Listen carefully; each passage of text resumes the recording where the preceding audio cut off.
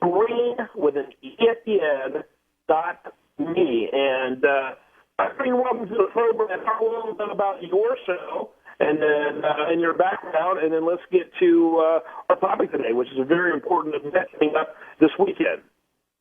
Well, good morning. I appreciate you having me on today. Yes, I am a political activist from Texas. I do have my own radio show, the #AmazingDocGreen Show. And we are having a huge event in Austin this Saturday. It's going to be high noon. It's free, and it's a party.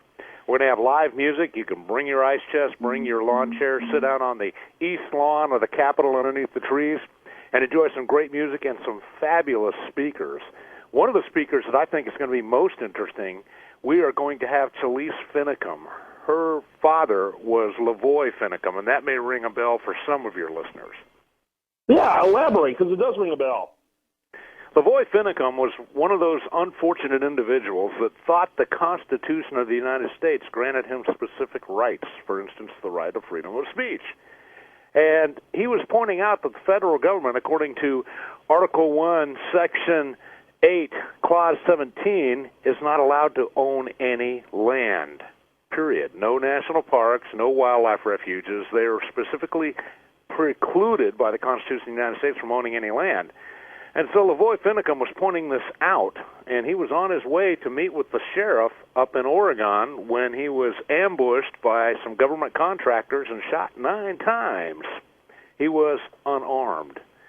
And that's something that didn't make a lot of the news, but anyway, Chalice Finicum has picked up where he left off, and she's going out there and spreading the word that we are losing our liberty here in America. Yeah, I mean, I understand that. And isn't that just like one of only thousands, maybe at least hundreds of areas in which our liberties have been largely disregarded? I mean, look at the Bill of Rights. It's become laughable what's happening with the Bill of Rights. You look particularly at free speech, and you got a couple up in Colorado being fined $150,000 because they won't make a wedding cake for a gay couple. I mean, if this doesn't smack at First Amendment rights, both religious liberty and free speech liberty, I don't know what does. Well, we're in serious trouble here in the United States, and I hate to say it, but to a certain degree, I've more or less given up on the United States. I mean, I would love to see Donald Trump win this election. I pray to God that he does, but I think the United States has a very limited lifespan. So I have decided, and that's the other unique thing that's going on at this event this Saturday, we're going to have leaders for the first time ever from the 3 major Texas separatist groups, and that would be the Republic of Texas, the Texas Nationalist Movement, and freedomtexas.org. This will be the first time that all 3 of these groups, which have divergent views on how Texas independence could be obtained, are going to be on the same stage working toward the same goal. And this is really exciting to me. Yeah, there's no question about it. Anyone who still thinks that long-term wise, that the United States is going to be functional, it hasn't been really for generations. This is not a new phenomenon. People like to talk about the wonderful Reagan years. Well, when Ronald Reagan got sworn in, the national debt was $900 and something billion, and when he, and take note, it took from 1788 until 1981 to get to just less than $1 trillion, and when he left 8 years later, it was $3 trillion. And so this problem transcends party lines, and it's systemic, and it requires, I hate to say it, more radical thinking than I think most of us have been willing to pursue. Well, I have to tell you, I am absolutely impressed, Kevin, that you know all of those things, because there are so few people that do. And you'd have to go back 150 years to find the representative republic that was the United States of America. So it's refreshing to hear a guy like you, of course, I mean, who you are, I guess, but still, I'm amazed at how many even businessmen do not realize where we are in America these days. Yeah, well, it shouldn't really be that surprising because of the fact that, it's a very romantic notion to think that the government can educate people how to hold the government accountable. And roughly 90% of all Americans are educated by the government. We get the vast majority of our knowledge, if you will, our information at least, from the government through government schools. And so, it's kind of like the wolves teaching the sheep self-defense. Good luck with that. Well, you have absolutely nailed it. That's why I'm a huge homeschool proponent. And lately I've gotten into the mind that instead of sending your child to college, have them read all of the classics, have them pick an area of business that interests them, and have them read books written by people in that genre, and have them really learning true, honest-to-God facts instead of going to a college where they're being filled with communist ideas about how the business for-profit thing doesn't work. And you get a child that's educated that way, that kid's going to have a bright future, whether he goes to work for someone else or whether he starts his own business. Well, let's talk a little bit about the practical logistics for this event coming up. The who, what, where, when, all of that type of thing. Well, it's going to be, once again, high noon in Austin, Saturday, September the 3rd. That's Labor Day weekend, and we're giving you a party. It's going to kick off, actually, at 11:30 with the Green Brothers Band, playing classic rock and some modern country. And then the speakers are going to start. We're going to have 7 speakers, then we're going to have some more music by the Green Brothers Band, then we're going to have 7 more speakers, and then we're going to finish it off with some music by the Green Brothers Band. It's on the east lawn of the Capitol, right there by the museum.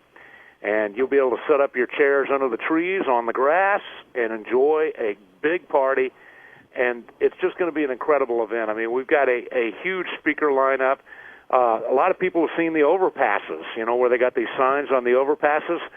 We're going to have the people that set that up, the people that designed that campaign are going to be there also. And that is not Ernest Lee, but that is Fred Snyder with Overpass of America, and his associate James Neighbors are both going to be there. Kathy Glass, former Libertarian gubernatorial candidate, did very well in the election. She's going to be there. Her husband, Tom Glass, is also going to speak on Texas constitutional enforcement. We're going to have Nicholas Landholt. He's actually running for Congress from Texas. And one of my favorites, you may know her, Crystal Lee Larimore, the publisher of the Damn Good Times. That woman, aside from being amazingly attractive, is a really smart cookie, and it's going to be fun to listen to her. Very interesting. So, the whole conversation about the Constitution, I don't know how much you have been exposed to the Anti-Federalist papers, but obviously the Anti-Federalists were correct if you look back at what we got, warning us of trying to be, involved in the entire world affairs. The president would become an imperial president. We'd have an oligarchy with the Supreme Court, massive debt. We'd eventually have a civil war. They pretty much nailed it if you look at it historically. Well, they absolutely did, and now we find ourselves ruled in essence by 8 men in black robes. Some of them are actually somewhat female.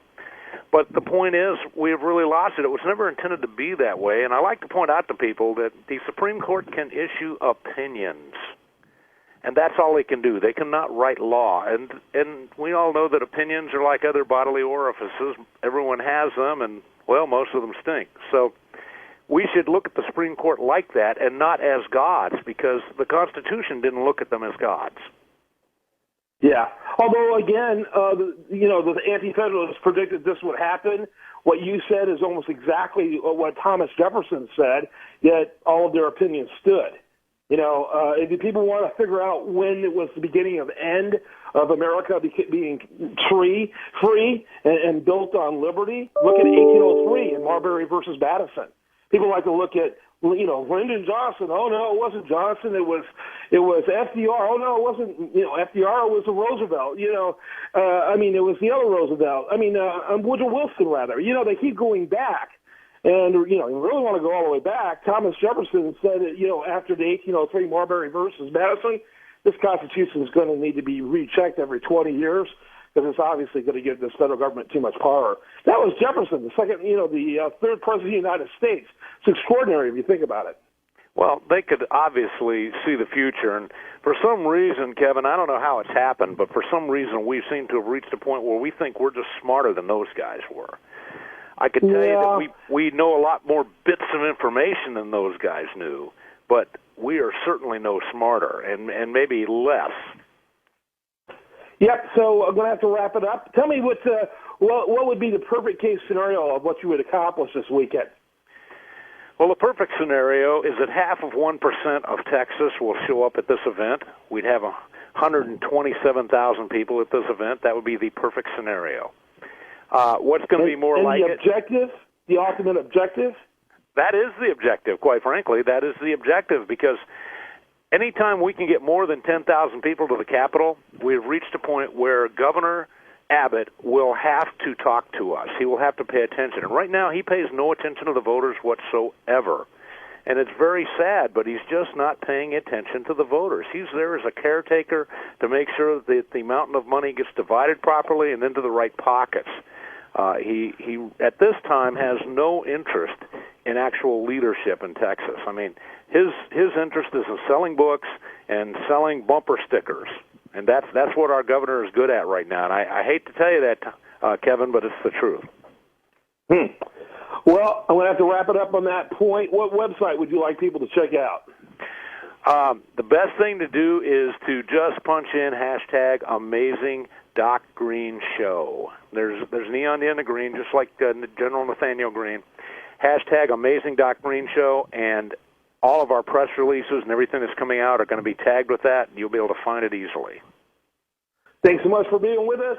I'm Kevin Price, and we'll come back when I have more for you. Do want to remind you the show continues 24/7 at priceofbusiness.com.